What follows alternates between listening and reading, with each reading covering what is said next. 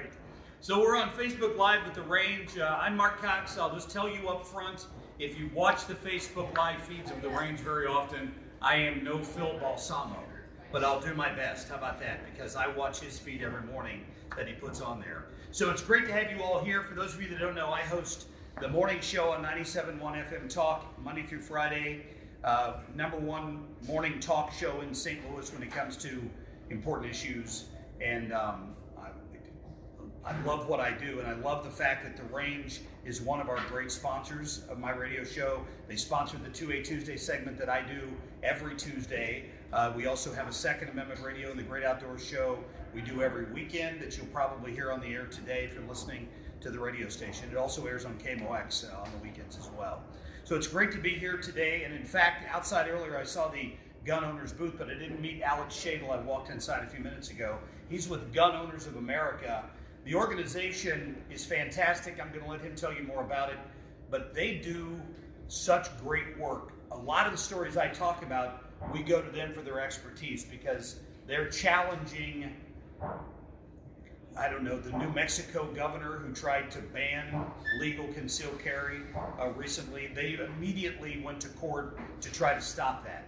And without organizations like that, we'd have a harder time fighting back for our Second Amendment rights. So I think that's great. So today what we'll do is spend a little bit of time talking to Alex, kind of picking his brain and seeing what they're working on and really how this is a nationwide issue and how every state is dealing with it a little differently. So Alex, good to see you, my friend. Fantastic. Good Love to the see you, shirt. Mark. Hey, I've got to give you one of those. this is custom made. Oh, is it? Okay, all right. I cannot have one of those, apparently. So anyway, you heard my intro there. I love the Second Amendment. You love the Second Amendment. These people love the Second Amendment. It's under assault every day. Like, I go to work sometimes. My boss used to say, one of these days, you're going to have to work for a living. Because every day I walk in and there's some new issue that's been laid in my lap to talk about. It's unbelievable. It really is. And like the New Mexico situation a couple of weeks ago. It's not the first time the left has tried to use a health excuse to supersede or do an end run around the Second Amendment. And I know you've seen that before. Your primary work has been West Virginia, right? Right. Yeah. So what have you've had so much success in West Virginia, you're having to branch out now, right? That's exactly right. Yeah. So if you look at how West Virginia dealt with like the most recent pandemic, we were one of the last states affected, and that has to do a lot with our geography and as well as our people. We're sort of spread out. We don't have major cities like you all do here in St. Louis. But more importantly, we really didn't have the kind of compliance that we saw. Now, our governor, Governor Jim Justice, navigated us through for the most part very successfully, and whatever shutdowns we had were extremely limited. But once again, the people of West Virginia just pretty much did what they wanted to do. And because of that, if you take a 30,000 foot view of how West Virginia came out, we were ranked 8th in the world against other nations in who had the fastest recovering economy after the COVID pandemic. Right. And so that's where we're at. But when it comes to things specifically about Second Amendment freedoms in West Virginia, we've had constitutional carry. We've had constitutional carry for almost a decade now. We have eliminated taxes on our ammunition and firearms. We've eliminated the excise tax, meaning that we can't change federal law, but we do allow manufacturers to write it off against their state taxes to sort of offset that cost. And we also have eliminated there used to be a prohibition where it was automatically seen as poaching if you have a loaded rifle in your car or shotgun, and that has since been repealed. But more importantly, we just passed campus carry, and that takes effect July 1 of 2024. Wow. And that was actually driven forward by a former state trooper in Virginia. He was a natural-born West Virginian, went to Virginia to become a state trooper, and he was one of the first responding police officers to the tragedy at Virginia Tech. And he took it upon himself when he went to public office, and he said, never again will I ever allow for people to just arbitrarily be murdered because they were defenseless. And that particular act was just done with a .22 pistol and a 9mm pistol. Just those two things combined, but when that bad guy chained those people into those auditoriums and classrooms and chained the doors shut, he had carte blanche. And that's not fair. There's definitely ex-law enforcement in those rooms. There's definitely teachers with shooting experience in those rooms. There's probably a lot of veterans in those rooms. But those good people were robbed of their ability to provide their own self-defense.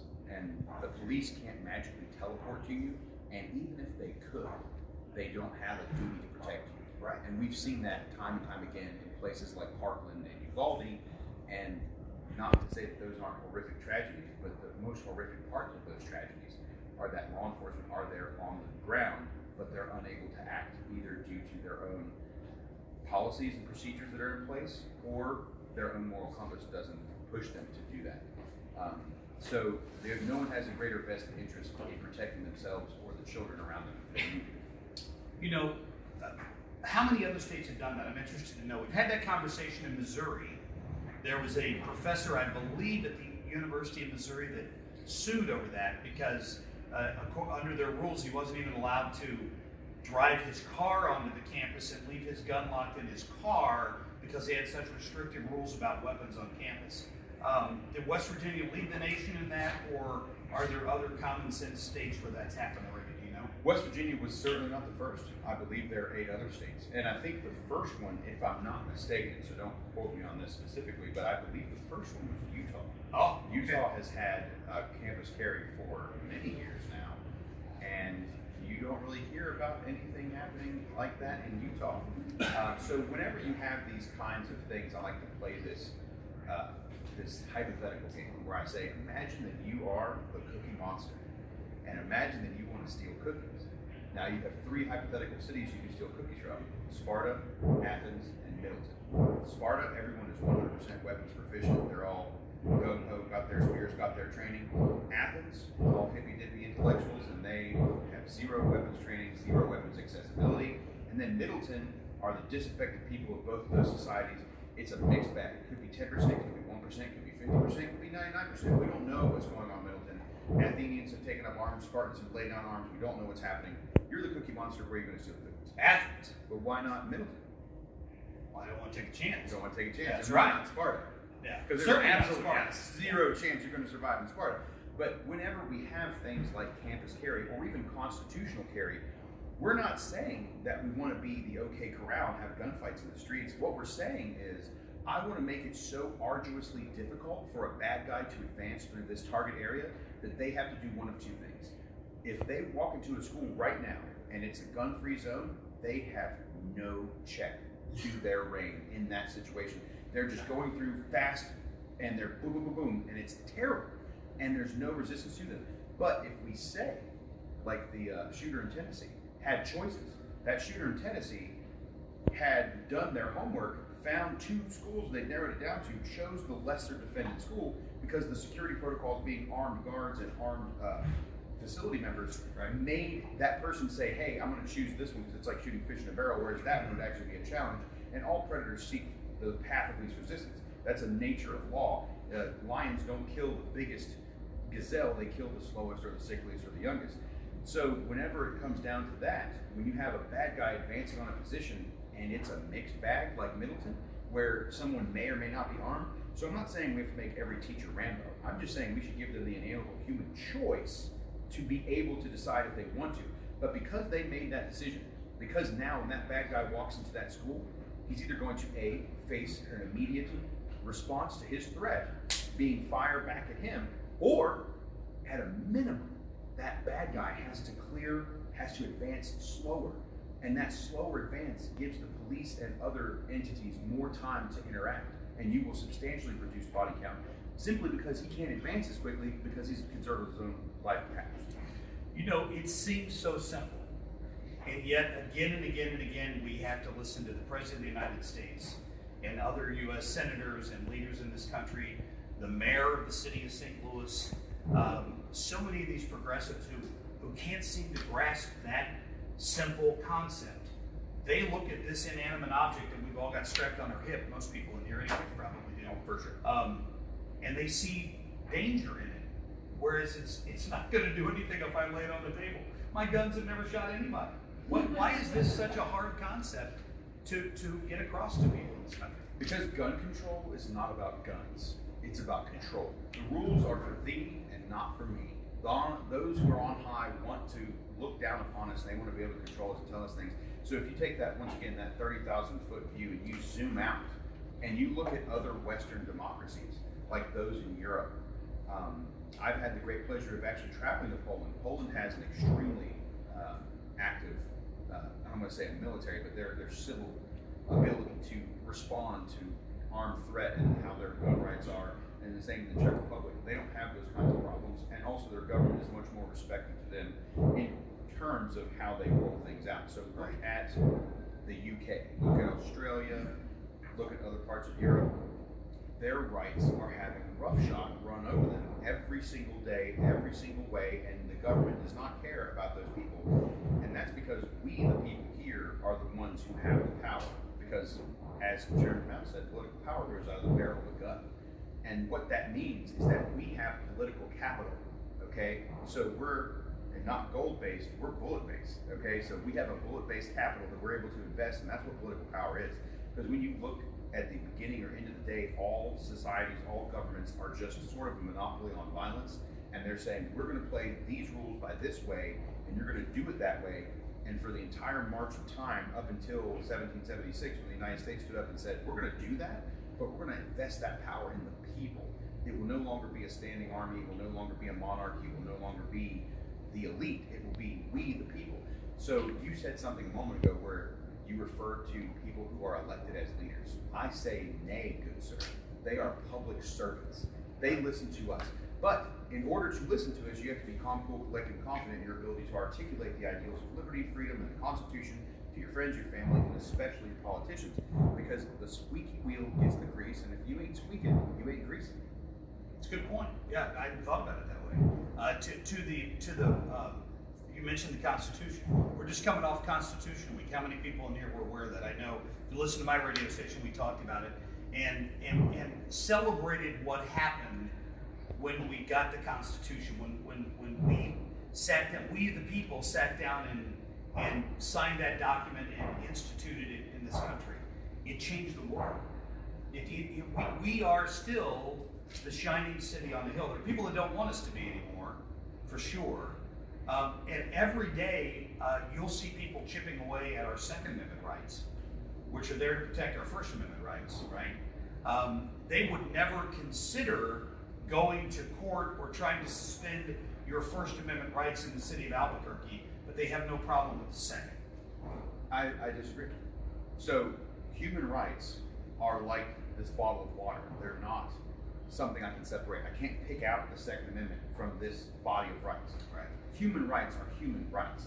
That's why there's no such thing as gun rights. There's only human rights. So if you believe in human rights, then you believe in all human rights. And this is a natural right. So this means whether you believe it was provided to you by God or whether you believe it was provided to you by natural rules, the right to self-defense is an inalienable right. So we don't grant the government permission to infringe on that. That's why it says shall not be infringed. Right? The Constitution isn't a limit on your power as an individual. It's a limit on the government's power.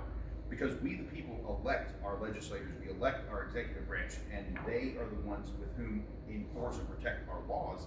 But once again, you have to be the one doing that. We live in a world where the media is captured, where big tech is captured, and it sounds to us that we are losing, but we are obviously the silent majority. Everywhere I go, every time I interact with people, 99% of the time they agree with me. Yeah. And I'm like, well, where are these people who don't agree with me so I can talk to them about what freedom is?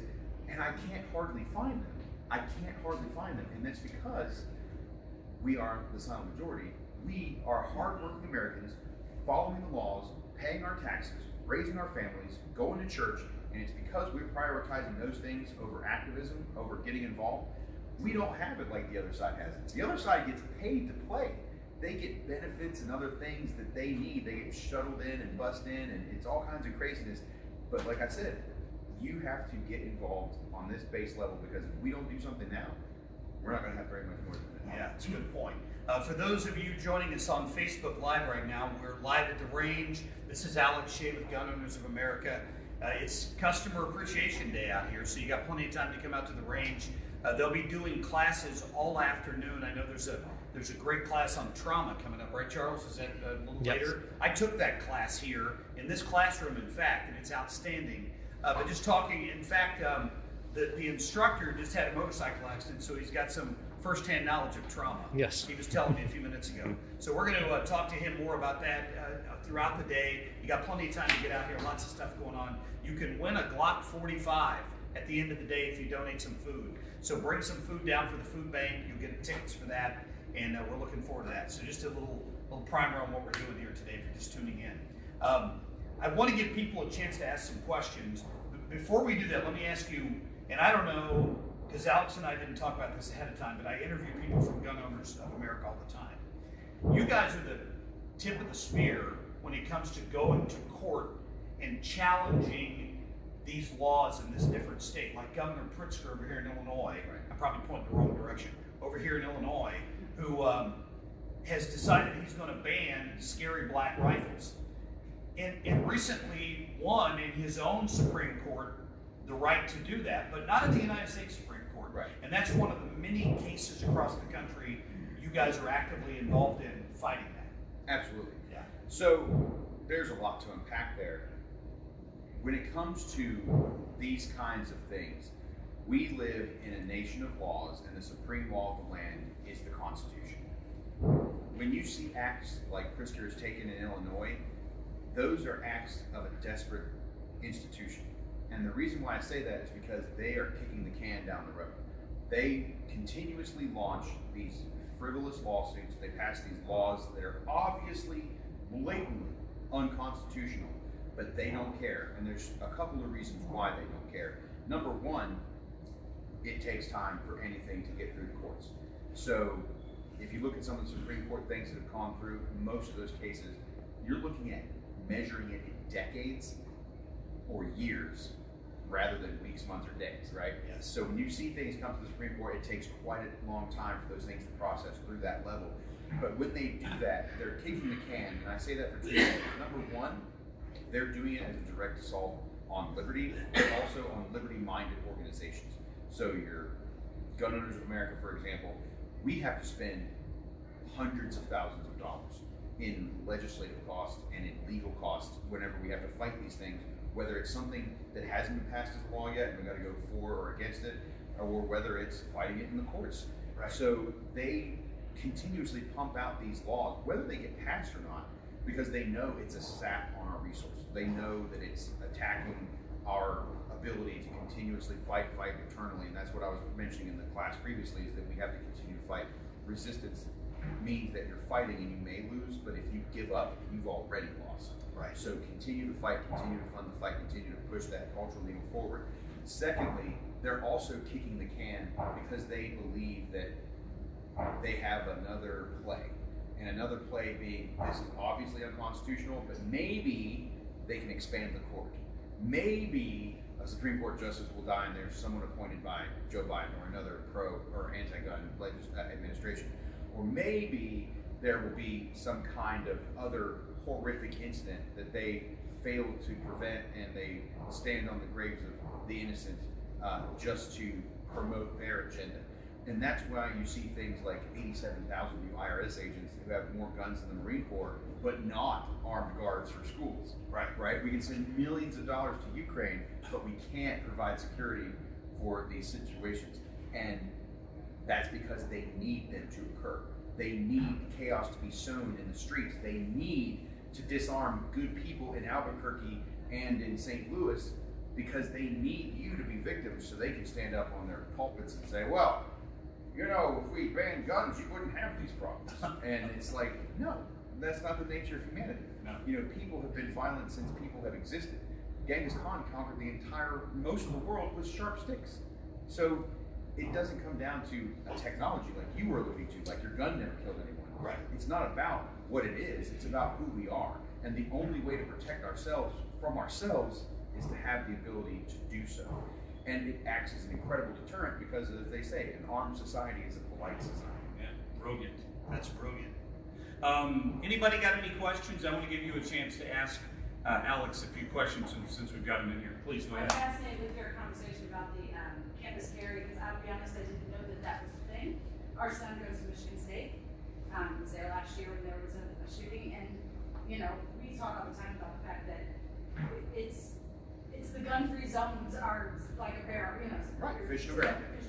Anyway, is that a state thing that you have to deal with, or is that a college? Like, if your state says it's okay, or the college is deciding, oh, but not here, or is it you have to tag each college, or how does that work? So 9 times out of 10, not always, there are private institutions, but 9 times out of 10, colleges are state-funded organizations. So West Virginia had it pretty easy because West Virginia has like West Virginia University and Marshall, and there's a couple other ones, but for the most part, they are state-funded. Those state-funded institutions have not only the Second Amendment, the federal Constitution, for the U.S. Constitution, but in our own state constitution, we have that. So if they wanted to continue to be a state-funded organization, which they love money, they really want to be that, they will follow our laws. And it sort of comes down to do it or get out. And it's up to you to, I don't want to say force their hand, but it's up to you to stand up for your inalienable human rights. Because they, whether maliciously or negligently, do not understand the ramifications of something like that. Because like I said, our institutions are captured, okay? Our media's captured, big tech's captured. There's this never-ending narrative where they keep repeating the same thing: gun violence, assault rifle, assault pistol. These are not real words. Those are not real things. There's only human violence, and human violence occurs regardless. Trust me, I'm an Iraq veteran, okay? I served in Iraq, and when we took the weapons away, they just started creating new explosive devices. So I promise you, I would much rather fight in a world where my problem is bullets versus bombs, but humans are incredibly intelligent. Humans are incredibly dangerous. And it's not that we shouldn't be. It's okay to be dangerous. But what we need is, I believe it was Sun Tzu said, I'd rather be a warrior in a garden than a gardener in a war. So be as dangerous as you can be, but have it under control. And have it for your own protections and for the protections of those that you love. Definitely advocate this at your state legislature that you would like to have campus carry, because it is a violation of human rights. So when we passed the campus carry bill, that was a human rights bill. And the reason why it was a human rights bill is because the faculty and all of the legal adults that attend college, because they're 18, right? They're legal adults. They can go to court, they can be in a contract, they can be felons, they can be drafted, they can serve in the military voluntarily, they can enter into marriage contracts, they have everything. So you're not 3/5 of a person, you're a whole person. You have all of your rights or you have none of your rights. And that's another point that I wanted to bring back up to you, Mark, was that we keep saying that we're protecting the Second Amendment. That's not true. We're protecting all inalienable human rights. Because if it falls in any portion, if the Fourth Amendment is violated, if the 14th Amendment is violated, if the First Amendment or the Second Amendment are violated, you're violating all human rights unilaterally. And that's something that we don't stand for in this country. We have had a civil rights movement. We want to be equal. We fought a civil war just to have equality in this nation. And Missouri's you definitely have had your fair share of historical precedent here. You had the Missouri Compromise. We tried desperately to keep it on there, and once again, that's why I say that just because something is legal, like disarming children, or disarming teachers in a school, or disarming legal adults in a campus, just because something's legal doesn't make it morally or ethically correct. There have been plenty of institutions within the United States history that have been laws that are not moral, ethical, or correct.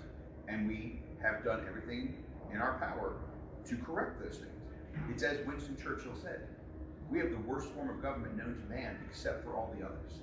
We are flawed human beings. We are mortal men and women, and we're not perfect. And we're never going to be perfect. All we can do is strive for that perfection.